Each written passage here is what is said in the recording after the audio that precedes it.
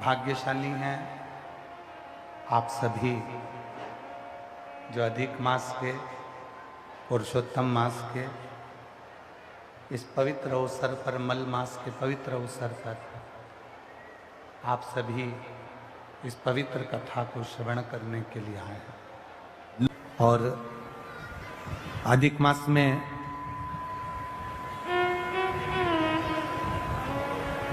प्रयास करिएगा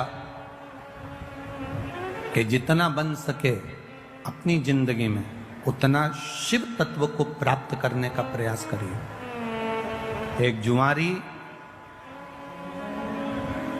जरा सा फूल पत्ती भगवान पर फेंक देता है और वो राज सिंहासन पर जाकर बैठ जाता है। लोग कहते हैं शिव जी के पास में कुबेर का खजाना है, शंकर भगवान के पास में अपार धन है, शिव जी के पास में अपार संपदा है, इसलिए दुनिया के लोग शंकर जी का भजन करते हैं, शिव जी पे एक लोटा जल चढ़ाते हैं, शंकर जी की भक्ति करते हैं, इसलिए लोग शिव जी की पूजन करते हैं उनसे मांगने के लिए, उनसे पाने के लिए। ये दुनिया के लोग समझ नहीं पाए।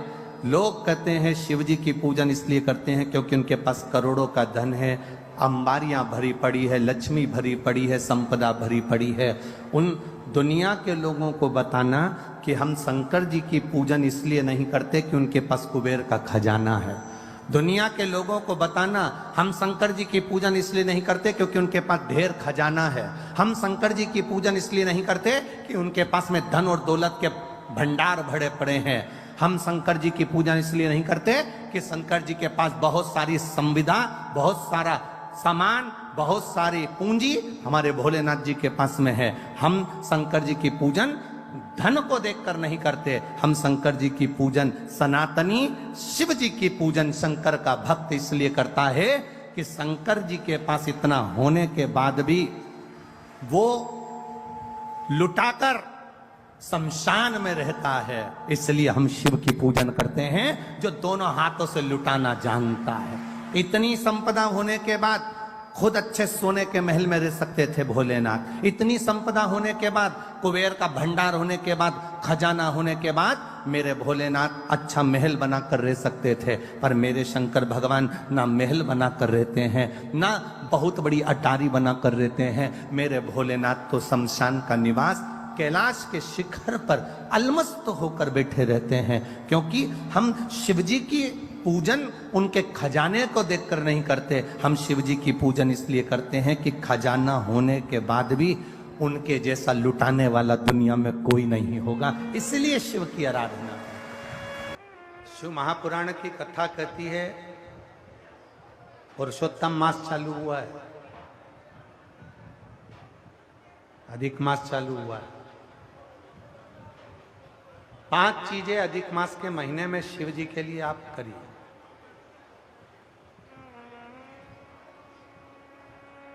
तीन वर्ष में एक बार अधिक मास आता है, पुरुषोत्तम मास आता है। हम पूरी कथा पुरुषोत्तम मास की भी आपको कथा के बीच में कहेंगे। शिव को कैसे रिझाया है? 5 चीजें धारण करो।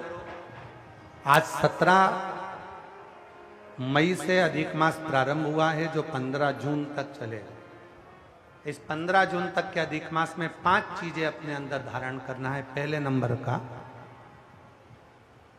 शिव जी को 1 लोटा जल सुबह से लेकर शाम तक के बीच में कभी भी चढ़ाना जरूर है। दूसरा,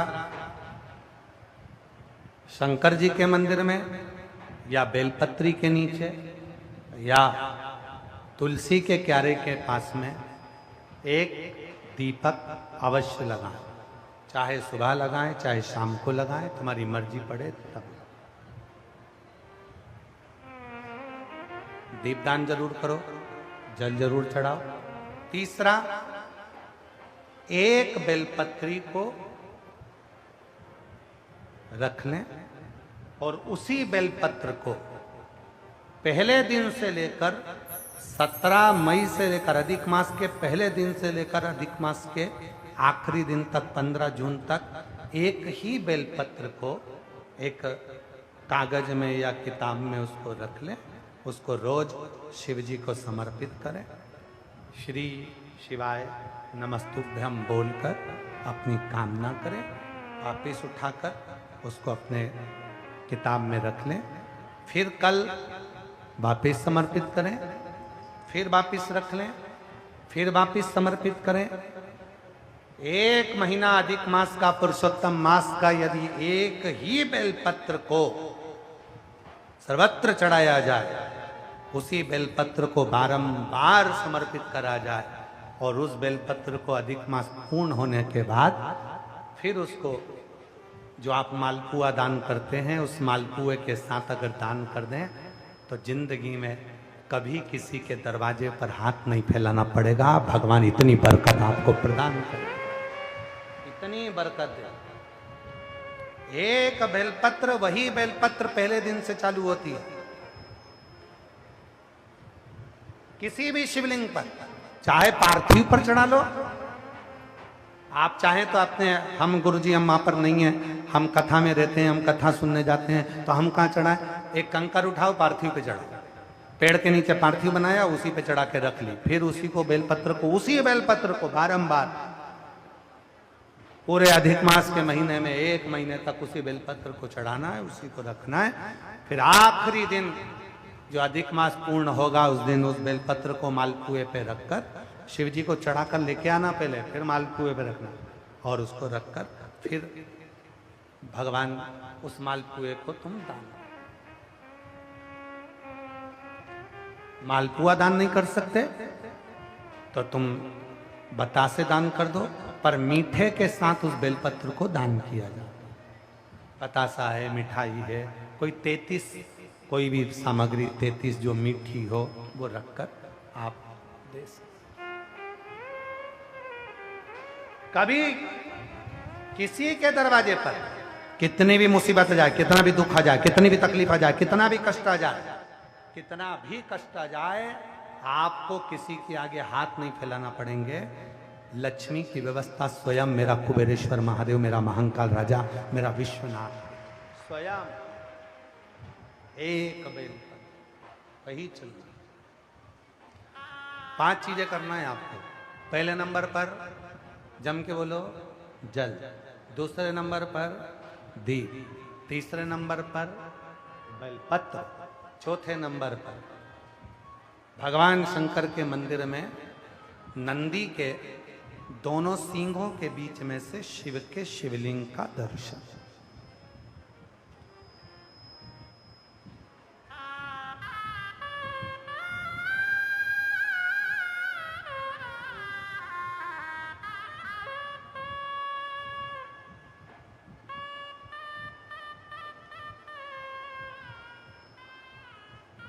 नंदी के जो सींग है उन सींग के मध्य में से भगवान शंकर का दर्शन। क्यों? किस लिए? अगर पुरुषोत्तम मास में, अधिक मास में हम नंदी के दोनों सींगों के बीच में से शंकर के शिवलिंग का दर्शन कर लेते हैं तो अपने अंतिम सांस तक शरीर के अंदर कोई बड़ी बीमारी कभी नहीं आती, कोई गंभीर बीमारी कभी नहीं, क्योंकि ज्येष्ठा का अधिक आया है।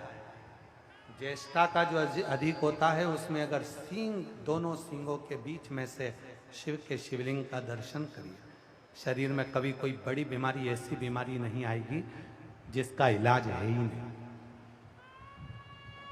रोगीले होकर, कष्ट भोग कर शरीर को नहीं त्याग, बहुत बड़ी बीमारी के साथ शरीर का त्याग नहीं करो। चौथा और 5वें नंबर पर भगवान शिव के मंदिर में, भगवान शंकर के मंदिर में या शिव कथा में या जहाँ हो वहाँ प्रदोष काल में, प्रदोष का समय, सूर्य डूबने का समय जब हो उस समय पर 5 बार 7 बार या तो पंचाक्षर मंत्र नमः शिवाय या षडाक्षर मंत्र ओम नमः शिवाय या श्री शिवाय नमस्तुभ्यम का जप। 5 बहुत ये 5 अधिक मास में शंकर की 5 चीजें धारण कर लो। उसमें सबसे ज्यादा जरूरी जो है जल, दीप, बेलपत्र वही चढ़ाना, वही लेकर आना। कभी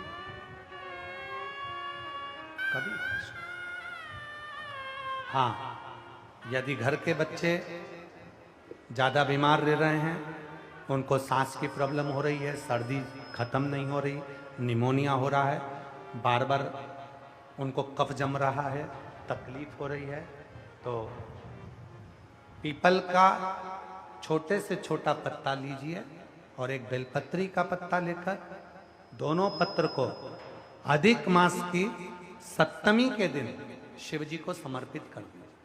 पिपलेश्वर महादेव का नाम लेकर उसको समर्पित करिए। उन दोनों को उठाकर लेकर आ जाओ। उन दोनों को जहां बच्चा रहता है उस घर में किसी भी स्थान पर उसको रख दीजिए। उसकी जो कफ जमना है, जो निमोनिया है, वो धीरे धीरे समाप्त होना प्रारंभ हो जाता है। सप्तमी तिथि अधिक मास, इसके सिवाय नहीं होगा वो। अधिक मास के सिवा वो हो ही नहीं सकता, केवल अधिक मास। अधिक मास की सप्तमी तिथि को पीपल का पत्ता, छोटा ही बेलपत्र का पत्ता समर्पित किया। नाम लेना है पिपलेश्वर महादेव। क्या नाम है? जम के बोलिए जरा, पिपलेश्वर महादेव। हमने पहले भी कथा में कहा, एक है कुंदकेश्वर महादेव, जो दवाई नहीं लगती, कुंदकेश्वर का नाम का स्मरण करो। कफ शरीर में, निमोनिया, सर्दी, इसको समाप्त करने के लिए पिपलेश्वर। जब सोमवार का दिन हो, हमें लोन लेने जाने से पहले, लोन प्राप्त करने से पहले, बैंक का कर्जा हो, चाहे पड़ोसी का कर्जा हो, चाहे व्यापारी का कर्जा हो, हमें किसी से कर्जा लेकर अपनी जिंदगी नहीं चलाना।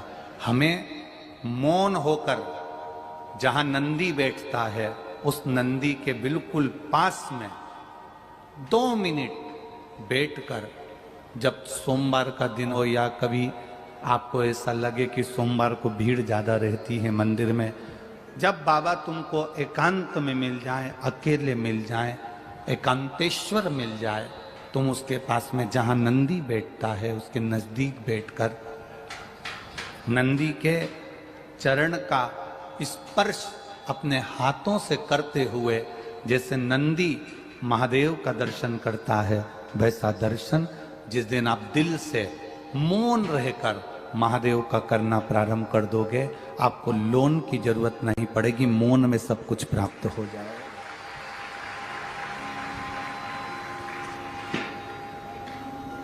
आप मौन से सब कुछ प्राप्त कर सकते हो, मौन से सब धारण कर सकते हो।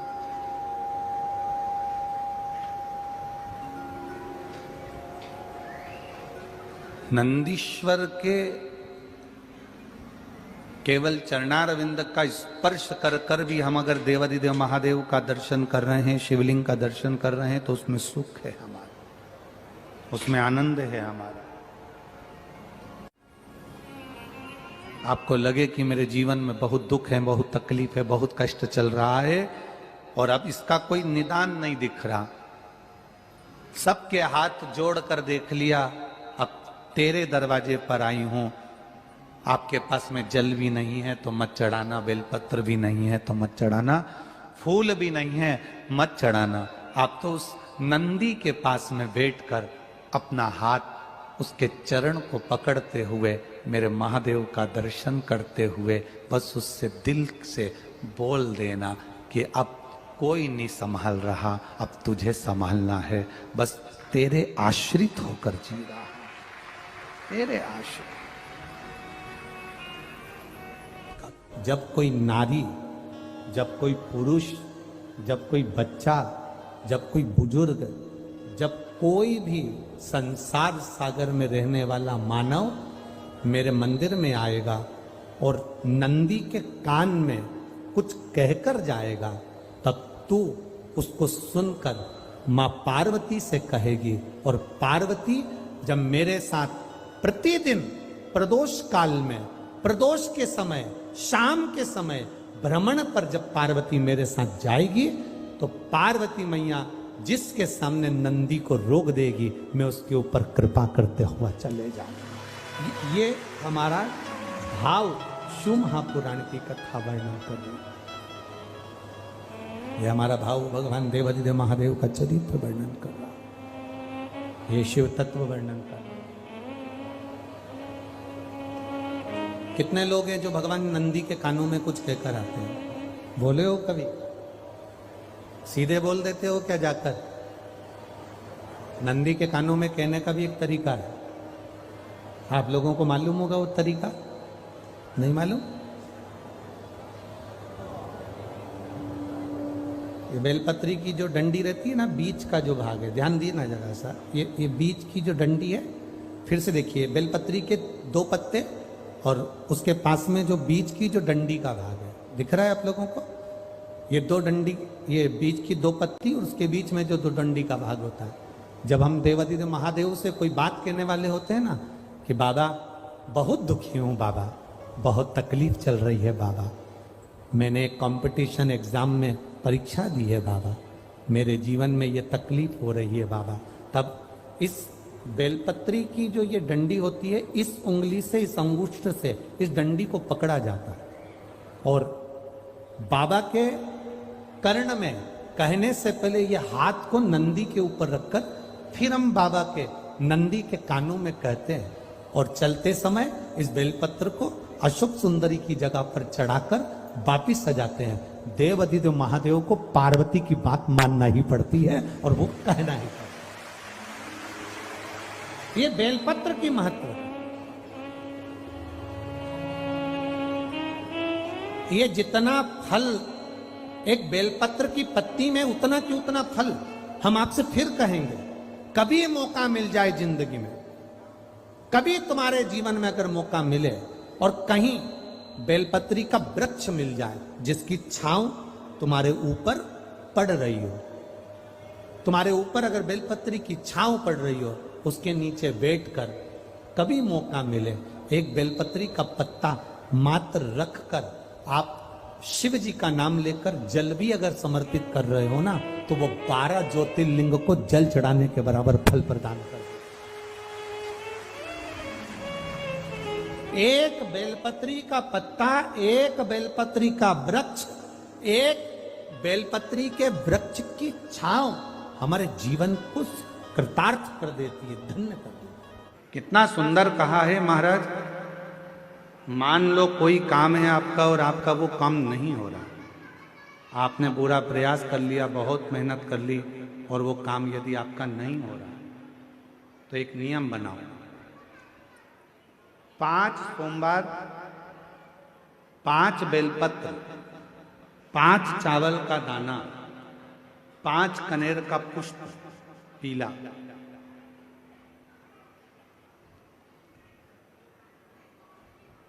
शिव जी के मंदिर में लेकर जाइए। सबसे पहले अशोक सुंदरी वाली जगह पर वो 5 बेलपत्र, 5 चावल के दाने और 5 कनेर का पुष्प अशोक सुंदरी की जगह, आपको मालूम है ना अशोक सुंदरी की जगह सबको? तो जैसे ये जो शिवलिंग है, ये जो जलाधारी है, ये माता पार्वती जी का हस्त कमल है। शिवलिंग शंकर भगवान का स्वरूप है। जल जो बहता है, राइट में गणेश जी, लेफ्ट में कार्तिकेय जी, बीच में एक मोटी सी लाइन होती है शिवलिंग के सामने, वो अशोक सुंदरी का स्थान है। शिवलिंग के ठीक ऊपर भगवान शंकर जी का जो जल बूंद बूंद गिरता है, वो भगवान शंकर जी की 5 बेटियां जया, विषहरा, श्यामली बारी, दौतली और देव।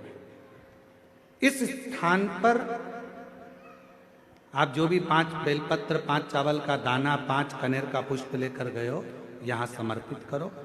शिव जी से प्रार्थना करो, बाबा मेरा ये काम है पूर्ण होना चाहिए। बहुत हाथ पैर जोड़ लिए लोगों के, हो नहीं रहा। यही सामग्री को उठाकर शंकर भगवान के शिवलिंग पर समर्पित करो। बाबा से प्रार्थना कर कर, बाबा इसको स्वीकार करना। जैसे अशोक सुंदरी कि बात को आप स्वीकार करते हो, वैसे ही अशोक सुंदरी की बात को स्वीकार कर कर मेरी झोली भरना। 5 सोमवार बाबा के मंदिर में जाकर ये प्रयास करना प्रारंभ करो, ये कार्य करना प्रारंभ करो। मेरा देव अधिदेव महादेव जो कार्य अटक रहा है उसको पूर्ण तरह से कर ही दो, पूर्ण तरह से।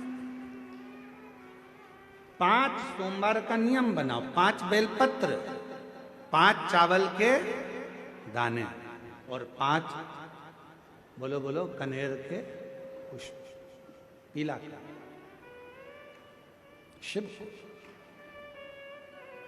और आज एक बात और कहना चाहेंगे अपनी जिंदगी में, यदि मान लो डॉक्टर ने कह दिया कि कोई भी रोग, कोई बड़ी बीमारी आ गई, कोई तकलीफ आ गई, कोई गांठ हो गई, कोई शरीर में अगर रोग आ गया, कोई गठान पड़ गई है, कोई शरीर में बड़ा रोग आ गया, डॉक्टर को दिखाओ। अपने आसपास का जो हॉस्पिटल है वहां जाओ, जांच कराओ।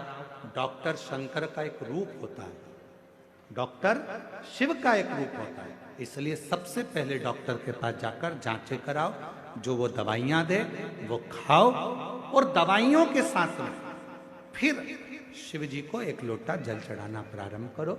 ज्यादा तकलीफ हो रही है, बेलपत्र के वृक्ष के नीचे बैठकर जल चढ़ाकर वहां की मिट्टी को, जहां शरीर में कष्ट है वहां थोड़ा सा लगा। कहीं अपने आसपास में शिव महापुराण की कथा हो रही है, कुबरेश्वर धाम से ये शिव महापुराण आपके यहाँ पहुंची हो, तो वहां की मिट्टी भी अपने शरीर पर थोड़ी सी लगा। मेरा देव अधिदेव महादेव लगभग 1 महीने के अंदर आपके शरीर से वो गठान को गलाएगा जरूर, और शरीर में आराम जरूर, आराम जरूर।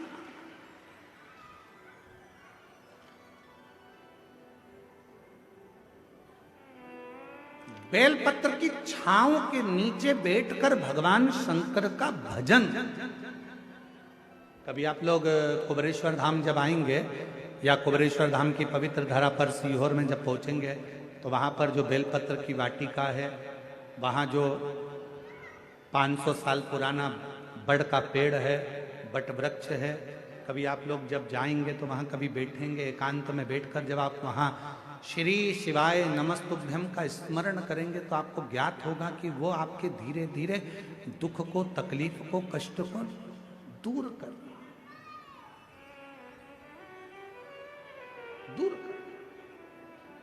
आंवले का वृक्ष किसका प्रतीक है? लक्ष्मी का। बेलपत्री का वृक्ष किसका प्रतीक है? पार्वती का। नीम का वृक्ष किसका प्रतीक है? जगदम्बा का। किसका प्रतीक है? जगदम्बा।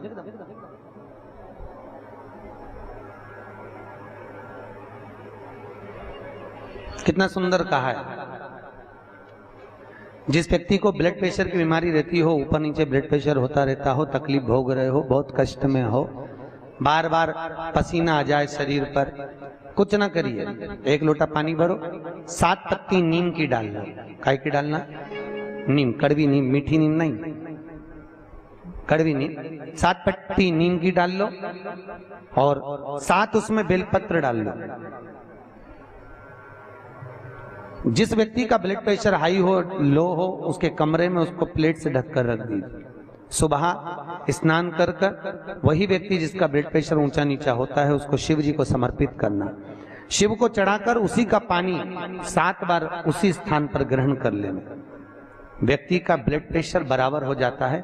मात्र लगभग अगर सोमवार कर रहे हो तो 11 सोमवार करो, प्रतिदिन नियम से कर रहे हो तो 15 दिन कर लो, उसमें बराबर। फिर कभी जिंदगी में ब्लड प्रेशर की बीमारी चली ही जाती है, कोई दिक्कत नहीं है, करिए। जैसे घुटने का रोग वाला व्यक्ति, ये जितनी माताएं ऊपर बैठी हैं, इनको घुटने में तकलीफ होगी इसलिए बैठी। शिव महापुराण की कथा कहती है, शिवरात्रि के दिन रात को 12 बजे शंकर जी के मंदिर में चढ़ी हुई बेलपत्र उठाकर शिव मंदिर का शिखर देखकर 12 बजे रात को उस बेलपत्री को चबा चबा कर खा लो। जिंदगी में कभी घुटने का दर्द रहता ही नहीं, कभी जिंदगी में नहीं रह सकता। अगर डॉक्टर बोल दे कि घुटना बदलो, तो पहले ये प्रैक्टिकल करके देखना शिव पुराण का। डॉक्टर बोले कि ये दवाई खाओ, वो दवाई खाओ, पहले ये दवाई खाकर देखो शिव पुराण।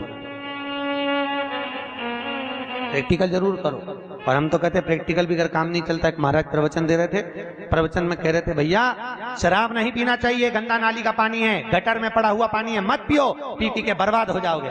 उसी में महाराज का पहचान वाला बेटा था, उठ के खड़ा हो गया, ओ महाराज तो इतनी बड़ी बड़ी बात कह रहा, तेरा सग्गा भाई पी के तो गटर में पड़ा है, नाली में पड़ा है, और तू हमें ज्ञान दे रहा है। महाराज जी को क्रोध नहीं आया। महाराज जी ने कहा भैया देख, मैं भी प्रवचन दे रहा हूं, मेरा भाई भी प्रवचन दे रहा है, बस अंतर इतना है मैं मुंह से समझा रहा हूं, मेरा भाई प्रैक्टिकल करके दिखा रहा है।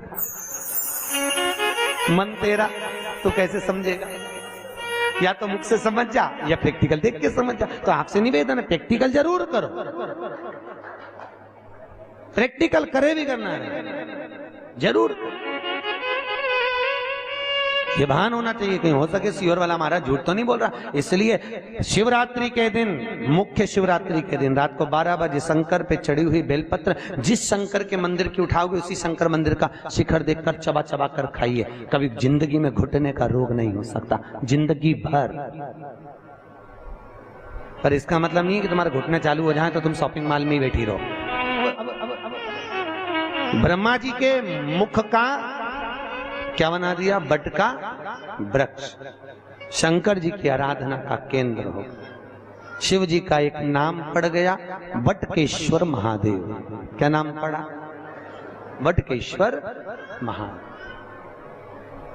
बटकेश्वर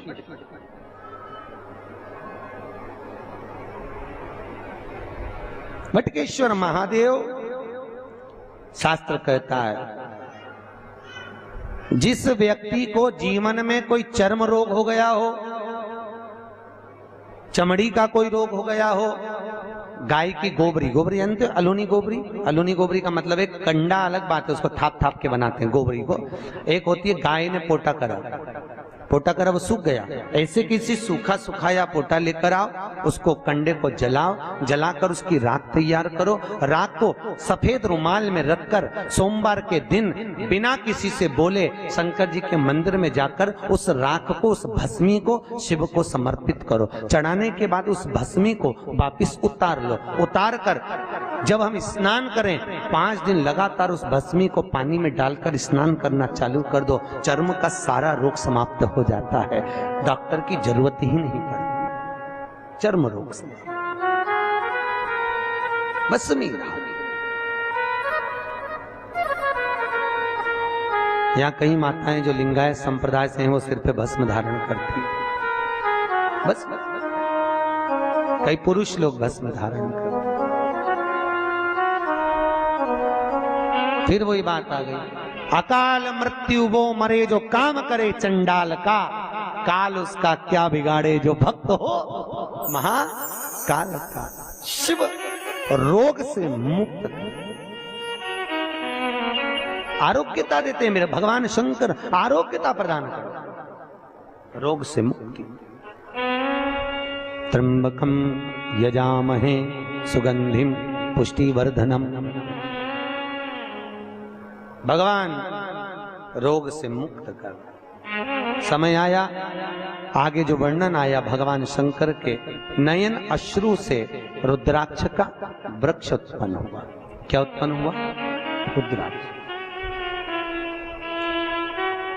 और रुद्राक्ष का वृक्ष भगवान शिव के नयन अश्रु से प्रकट होता है। एक मुखी से लेकर 14 मुखी तक रुद्राक्ष होगा। गले में पहनते हैं, आप लोग धारण करते होंगे। कई लोग तुलसी की माला पहनते हैं, कई लोग रुद्राक्ष की माला पहनते हैं। ध्यान दीजिए, ये तुलसी और रुद्राक्ष क्यों पहना जाता है? जैसे घर में जो मंदिर बनाया जाता है घर के अंदर, उसमें शिखर नहीं होना चाहिए। जिसके घर के मंदिर में शिखर होता है उसके घर में कभी जिंदगी में शांति नहीं रह सकती। इसलिए घर के मंदिर में शिखर का मूलता नहीं रहती। ये उसी तरह है जैसे गरुण घंटी। गरुण घंटी देखिए आपने, वो बजाते हो गरुण जी महाराज की घंटी। ये घंटी का नाद कहाँ कहाँ करना चाहिए? गरुण घंटी का नाद किया जाता है सबसे पहले भगवान के सम्मुख में, ठीक है। दूसरी जगह गरुण घंटी का नाद करना चाहिए फिर अपने रसोई घर में जहां पर परिंदा भरा है उस स्थान पर, पितरों की शांति के। तीसरी जगह जहां पर अपना लक्ष्मी रखते हो, अलमारी तिजोरी उसके पास में। चौथा, घंटी का नाद करना चाहिए दरवाजे के पास में, दरवाजे के अंदर के भाग में। फिर पांचवा, गरुड़ घंटी को घर के बाहर, घर से दरवाजा लांग कर बाहर खड़े होकर घंटी का नाद किया जाता है। कहते हैं जो ये 5 जगह पर घंटी का नाद करता है उसके घर में कभी संपदा की कमी नहीं होती। इतना गरुड़ घंटी के नाद की महत्वता है। और दुनिया के लोग इतने आलसी हैं, बस भगवान की आरती करे तब घंटी बजाए, उसके सिवा धर दे होते। उसको मालूम ही नहीं कि घंटी कितनी जगह बजाना चाहिए, घंटी का नाद क्यों करा जाता। गरुड़ घंटी को जैसे घर में रखा हुआ शंख अगर खाली है तो हमारे घर में रखा हुआ शंख अगर खाली रहेगा तो लक्ष्मी आएगी और जाएगी, लक्ष्मी टिकेगी नहीं। इसलिए घर में जिसके घर में छोटा सा भी शंख हो तो उसमें कटोरी में रखकर या कोई स्थान पर कलश पे रखकर उसमें पानी भरना चाहिए। अगर शंख में पानी नहीं है तो घर में लक्ष्मी नहीं, शंख कभी खाली नहीं। 33 करोड़ देवी देवता में केवल एक भगवान शंकर हैं जिनके ऊपर शंख का जल नहीं चढ़ता, केवल एक शिव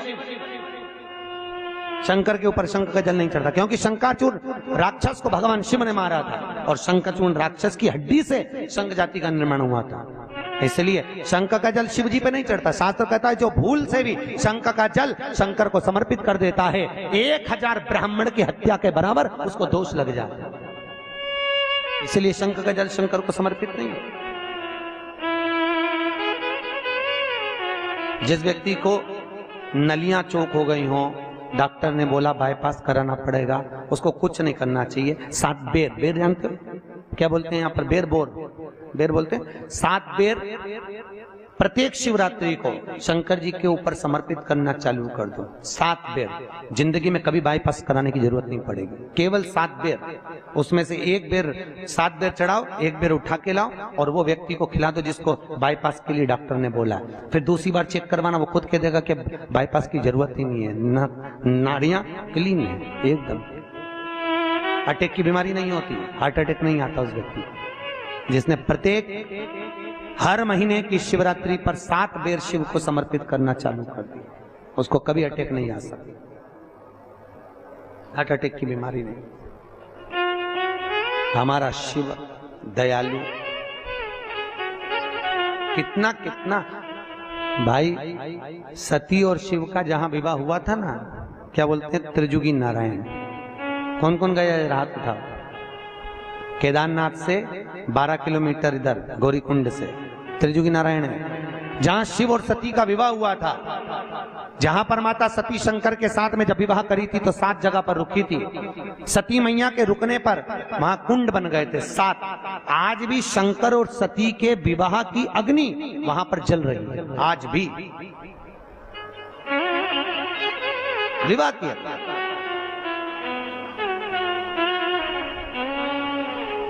जो कैंसर का रोगी होता है, जिसको कैंसर जैसी बीमारी हो जाए, डॉक्टर भी हाथ ऊंचे कर दे, तब मेरे महादेव के त्रिजुगी नारायण का पानी दीजिए।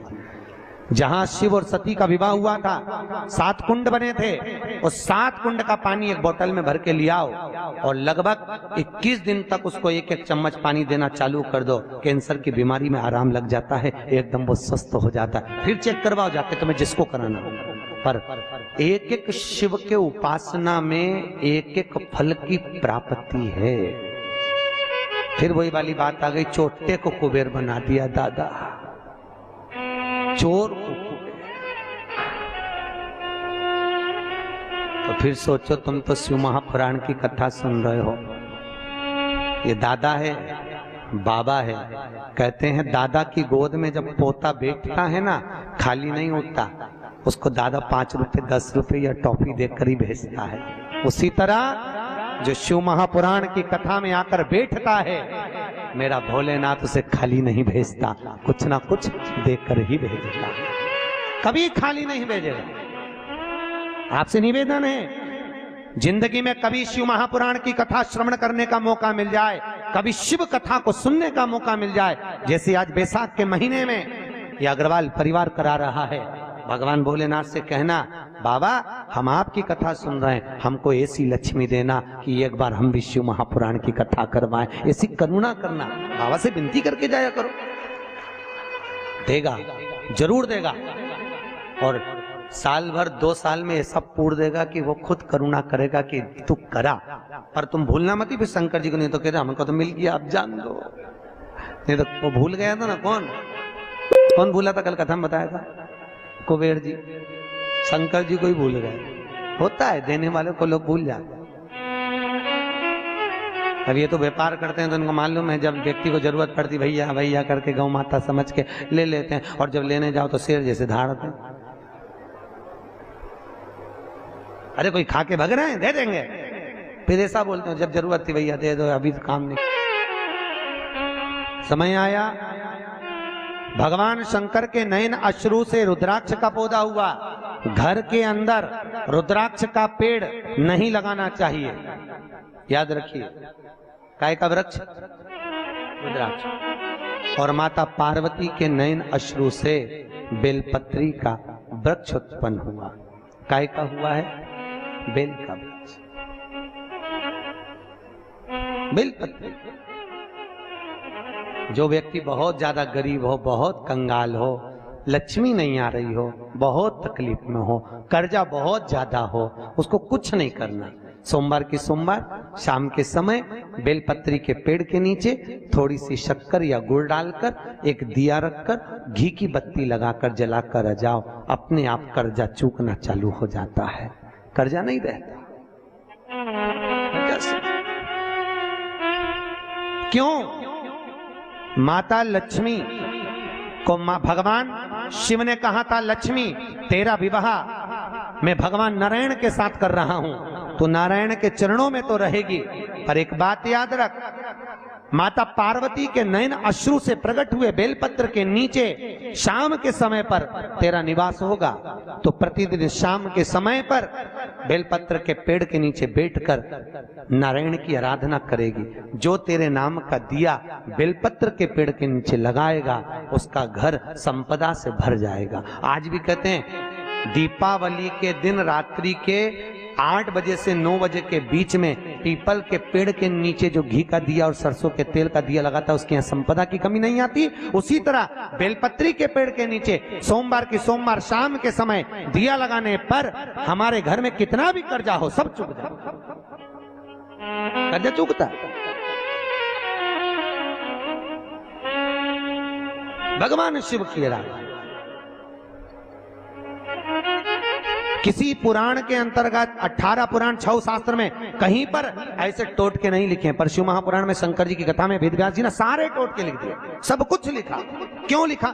बाबा भोलेनाथ जी की कथा में वेदव्यास जी ने कहा शंकर भगवान मृत्यु लोक का देवता है और पृथ्वी का देव। घर की जो माँ होती है, घर का जो पिता होता है, वो अपने बच्चों को दुखी नहीं देख सकता। देखता है क्या? उसका मुंह उतरा दिखेगा तो बाप भी कह देगा ले मेरे पास से ले जा, थोड़ा बहुत जा कर ले काम, काय को मुंह उतार के बैठा, ले जा। उसी तरह भोलेनाथ मृत्यु लोक का देव महादेव है। भगवान शिव की कथा में वेदव्यास जी ने कहा कि शंकर की कथा में ये सारे उपाय इसलिए लिखे कि मनुष्य को दुख ना हो, कष्ट ना हो, तकलीफ नहीं हो।